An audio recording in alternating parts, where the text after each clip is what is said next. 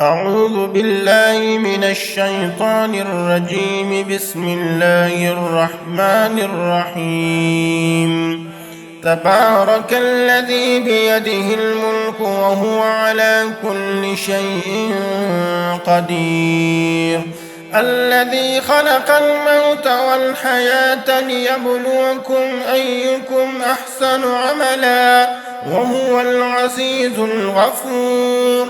الذي خلق 7 سماوات طباقا ما ترى في خلق الرحمن من تفاوت فارجع البصر هل ترى من فطور ثم ارجع البصر كرتين ينقلب إليك البصر خاسئا وهو حسير.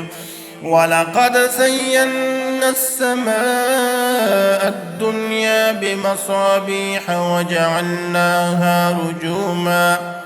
وجعلناها رجوما للشياطين وأعتدنا لهم عذاب السعير. وللذين كفروا بربهم عذاب جهنم وبئس المصير. إذا ألقوا فيها سمعوا لها شهيقا وهي تفور تكاد تميز من الغيظ كلما ألقي فيها فوج سألهم خزنتها ألم يأتكم نذير قالوا بلى قد جاءنا نذير فكذبنا وقلنا ما نزل الله من شيء إن أنتم إلا في ضلال كبير.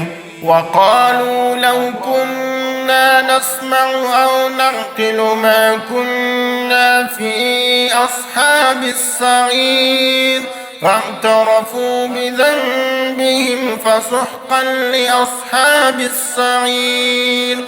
إن الذين يخشون ربهم بالغيب لهم مغفرة وأجر كبير.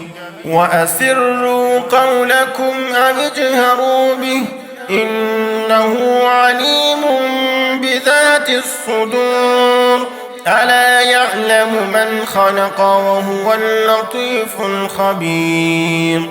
هو الذي جعل لكم الأرض ذلولا فامشوا في مناكبها وكلوا من رزقه وإليه النشور.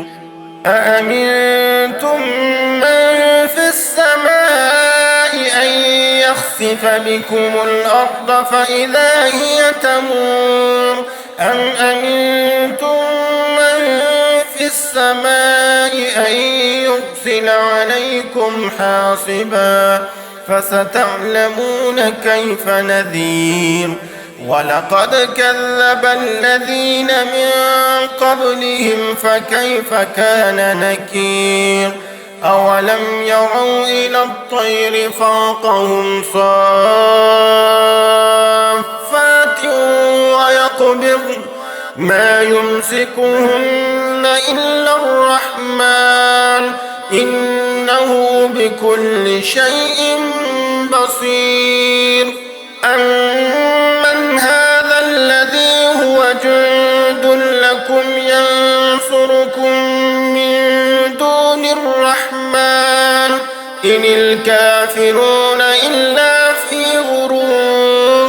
أمن هذا الذي يرزقكم إن أمسك رزقه بل لجوا في عتو ونفور.